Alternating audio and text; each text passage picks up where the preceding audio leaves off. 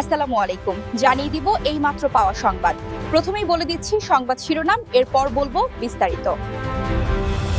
Supreme কোর্টের নির্দেশে নিবন্ধন ফিরে পেল আ লীগ। সন্ধ্যায় সরাসরি সুখবর দিলেন শেখ হাসিনা।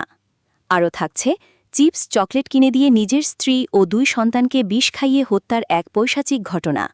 অভাবের তাড়নায় ঘাতক বাবার এমন নৃশংসতায় স্তম্ভিত পুরো দেশ। এতক্ষণ শুনছিলেন সংবাদ শিরোনাম। বিস্তারিত খবরে যাওয়ার আগে আরবি আপডেট চ্যানেলটি সাবস্ক্রাইব করুন এবং ভিডিওটিতে একটি লাইক দিয়ে আমাদের সাথেই থাকুন। এবার জানাবো বিস্তারিত। সুপ্রিয় দর্শক, এই মুহূর্তে দেশের রাজনীতিতে এক প্রলয়নকারী ঝড়ের মতো খবর ছড়িয়ে পড়েছে, যা পুরো বাংলাদেশের রাজনৈতিক প্রেক্ষাপট মুহূর্তের মধ্যে বদলে দিয়েছে। দীর্ঘ প্রতীক্ষা আর চরম অনিশ্চয়তার অবসান ঘটিয়ে বাংলাদেশের সর্বোচ্চ আদালত অর্থাৎ সুপ্রিম কোর্টের এক ঐতিহাসিক রায়ে বাংলাদেশ আওয়ামী লীগের রাজনৈতিক নিবন্ধন ফিরিয়ে দেওয়ার নির্দেশ দেওয়া হয়েছে। এই খবরটি জানাজানি হওয়ার পরপরই সারা দেশের রাজনৈতিক অঙ্গনে তোলপাড় শুরু হয়েছে এবং সাধারণ মানুষের মধ্যে চরম উত্তেজনা দেখা যাচ্ছে।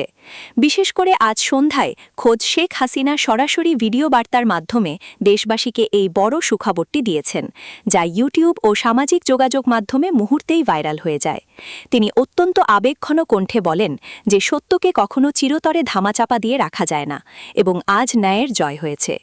সুপ্রিম কোর্টের এই যুগান্তকারী সিদ্ধান্তকে তিনি বাংলাদেশের গণতন্ত্রের পুনর্জন্ম হিসেবে অভিহিত করেছেন এবং দলের তৃণমূল পর্যায়ে সকল নেতাকর্মীকে ধৈর্য ধরে সাহসের সঙ্গে ঐক্যবদ্ধভাবে সামনের দিকে এগিয়ে যাওয়ার কঠোর আহ্বান জানিয়েছেন। আদালতের এই রায় অনুযায়ী আওয়ামী লীগ এখন থেকে পুনরায় পূর্ণ উদ্যমে তাদের রাজনৈতিক কার্যক্রম পরিচালনা করতে পারবে এবং নির্বাচনে অংশগ্রহণের পথে আর কোনো আইনি বাধা থাকল না।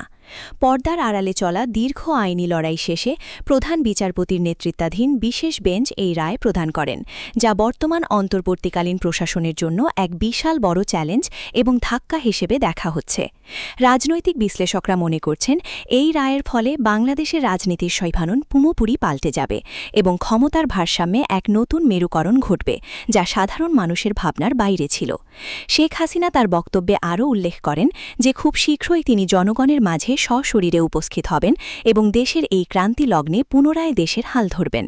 এই খবর শোনার পর থেকে দেশের বিভিন্ন জেলা ও উপজেলা পর্যায়ে আনন্দ মিছিল আর মিষ্টি বিতরণের খবর পাওয়া যাচ্ছে, যা সাধারণ মানুষের দীর্ঘদিনের জমানো ক্ষোভের বহিঃপ্রকাশ বলে মনে করা হচ্ছে। ষড়যন্ত্রের জাল ছিমো করে আওয়ামী লীগের এর মালযুথীয় প্রত্যাবর্তনকে অনেকেই অলৌকিক বলে মনে করছেন। বিরোধীরা এই রায়ে পুরোপুরি হতবাক হয়ে পড়েছে এবং তাদের মধ্যে চরম আতঙ্ক ছড়িয়ে পড়েছে, কারণ তারা কখনো কল্পনাও করেনি যে এত দ্রুত সুপ্রিম কোর্ট এমন কঠোর সিদ্ধান্ত দেবে। আজকের এই ঘটনাটি বাংলাদেশের ইতিহাসে একটি টার্নিং পয়েন্ট হয়ে থাকবে। আপনারা যারা এই মুহূর্তে ভিডিওটি দেখছেন, আপনাদের কি মনে হয় এই রায়ের পর দেশের পরিস্থিতি কোন দিকে যাবে? শেখ হাসিনার এই সরাসরি ঘোষণা কি সত্যিই দেশের রাজনীতিতে বড় কোনো বিপ্লব আনবে? আপনাদের মূল্যবান মতামত আমাদের কমেন্ট বক্সে অবশ্যই শোনাবেন এবং এই চাঞ্চল্যকর ভিডিওটি শেয়ার করে সবাইকে দেখার সুযোগ করে দিন। ধন্যবাদ আমাদের সাথে থাকার জন্য। খবরের এ পর্যায়ে জানাবো অত্যন্ত স্পর্শকাতর ও এক মর্মান্তিক খবরের বিস্তারিত, যা পুরো দেশকে স্তম্ভিত করে দিয়েছে। চিপস ও চকলেট কিনে দিয়ে নিজের স্ত্রী ও সন্তানদের বিষ খাইয়ে হত্যার মতো এক পৈশাচিক ঘটনা এখন টক অফ দ্য কান্ট্রি। সাতক্ষীরার কলরোয়া উপজেলার এই নৃশংস হত্যাকাণ্ডের খবরটি সবাইকে গভীরভাবে ব্যথিত করেছে। ঘটনার বিবরণে জানা যায়, অভিযুক্ত বাবা আরিফ বিল্লাহ প্রতিদিনের মতোই বাজার থেকে সন্তানদের জন্য মুখরোচক কিছু খাবার নিয়ে বাড়িতে ফেরে। হাতে থাকা চিপস ও চকলেট দেখে খুশিতে আত্মহারা হয়েছিল অবুঝ 2 সন্তান, কিন্তু তারা কল্পনাও করতে পারেনি যে জন্মদাতার নিয়ে আসা এই ভালোবাসার উপহারই তাদের জীবনের শেষ খাবার হতে যাচ্ছে। পুলিশি তদন্তে বেরিয়ে এসেছে, চিপস ও চকলেটের মতো শিশুদের প্রিয় খাবারের সাথে অত্যন্ত শক্তিশালী বিষ মিশিয়ে দিয়েছিলেন আরিফ। সেই বিষাক্ত খাবার খেয়ে কিছুক্ষণের মধ্যেই যন্ত্রণায় ছটফট করতে করতে মৃত্যুর কোলে ঢলে পড়ে তার স্ত্রী এবং 2 ছোট শিশু। প্রতিবেশীরা যখন গোঙাইয়ের শব্দ শুনে ঘরে ছুটে যান, ততক্ষণে তারা মেঝেতে লুটিয়ে পড়ে নিথর হয়ে যান। এমন পৈশাচিক আচরণের পেছনে উঠে এসেছে দীর্ঘদিনের পারিবারিক কলহ এবং চরম আর্থিক অনটনের এক করুণ চিত্র। প্রাথমিক জিজ্ঞাসাবাদে পুলিশকে অভিযুক্ত আরিফ জানিয়েছেন যে ঋণের বোঝা আর অভাবের তাড়নায় তিনি দিশেহারা হয়ে পড়েছিলেন। তার ধারণা ছিল স্ত্রী সন্তানদের এই কষ্টের জগৎ থেকে মুক্তি দিতেই তিনি তাদের মেরে ফেলেছেন এবং নিজেও আত্মহত্যার পরিকল্পনা করেছিলেন। তবে এই যুক্তি কোনোভাবেই সমাজ বা আইন গ্রহণ করছে না।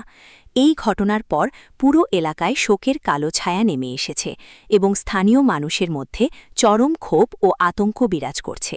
সমাজবিজ্ঞানীরা বলছেন, আমাদের সমাজে দিন দিন সহনশীলতা কমে যাচ্ছে এবং আর্থিক অনিশ্চয়তা মানুষকে মানসিকভাবে অসুস্থ করে তুলছে। সঠিক সময়ে মানসিক চিকিৎসা এবং সামাজিক সমর্থন না পাওয়ার কারণে অনেক সময় মানুষ এমন চরম সিদ্ধান্ত নিয়ে ফেলে।